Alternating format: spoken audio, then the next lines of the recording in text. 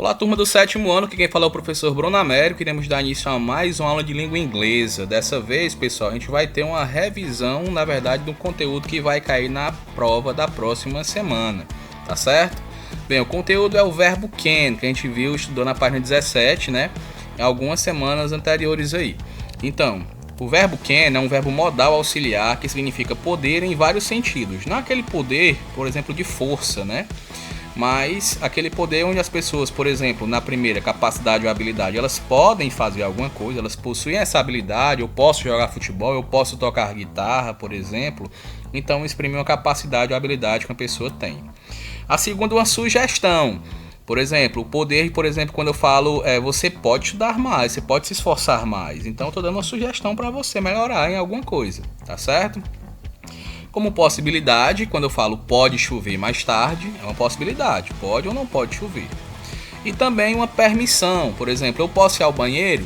O verbo can é usado nessas quatro funções. Bem, sobre as formas do verbo can. Todo o tempo verbal na língua inglesa, como no português também, eles possuem três formas: a forma afirmativa, a forma negativa e a forma interrogativa. Então, isso também irá cair na nossa prova. Você vai ter que olhar para uma frase e saber se essa frase está na forma afirmativa, na forma negativa ou na forma interrogativa, ok? Quando é que eu sei que uma frase está na forma afirmativa? Bem, quando o sujeito da frase vem antes do verbo can. Então, I can play soccer. Eu posso jogar futebol. Então, o sujeito depois do can. A forma é afirmativa. Quando eu sei que a forma é negativa, quando tem um not depois do can. Ele tanto pode vir um not separado, como na forma longa, long form, por exemplo, cannot, tudo junto, ou na forma curta, short form, que seria can't. Então, quando vem um sujeito, can com o not, pode ser só o not separado, cannot, como cannot junto, como can't, também abreviado com apóstrofe T, que é a forma curta, também estão na forma negativa.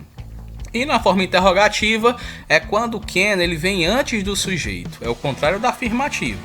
Então na afirmativa é primeiro o sujeito, depois can, na interrogativa é quando o can vem antes do sujeito. Tá certo, pessoal? Então para identificar as formas vocês vão se basear nisso que eu acabei de explicar. E também nas respostas curtas que está embaixo, short answer. Então, ó, a pergunta quando tem assim, can you dance? Você pode dançar? Se eu posso dançar, eu respondo o quê? Yes, I can. Se eu não posso, no, I can't. Ok? Então, basicamente, o conteúdo da avaliação é esse. As formas do verbo can, afirmativa, negativa e interrogativa. Como também se você sabe responder de maneira curta. Então, quando eu tenho uma pergunta, você vai usar, se for positiva, yes, sujeito e can. Negativa, no, sujeito, can't ou cannot também. Ou can e o not separado. Tá ok? Então vamos ver como é que será a atividade. Na atividade de hoje, vocês já vão ter um quadro como esse, né? Vai ter um show na escola, school, show.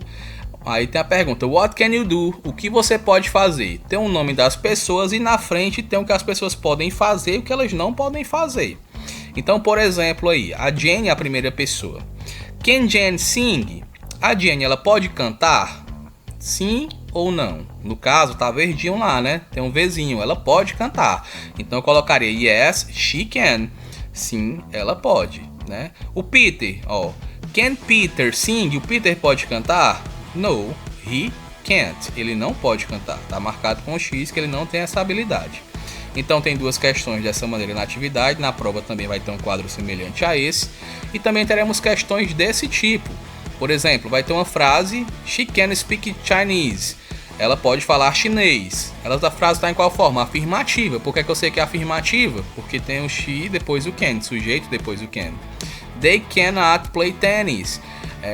Eles não podem jogar tênis. Então, forma negativa por quê? Sujeito, depois tem um can e um not. Quando tem um not é negativo. E a terceira frase, can you help me? Can you help me? Você pode me ajudar? É uma forma interrogativa. Por quê? Porque primeiro vem o can e depois vem o sujeito. Tá ok, pessoal?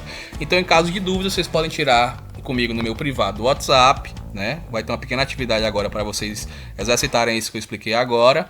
Bons estudos e até a nossa avaliação na próxima semana.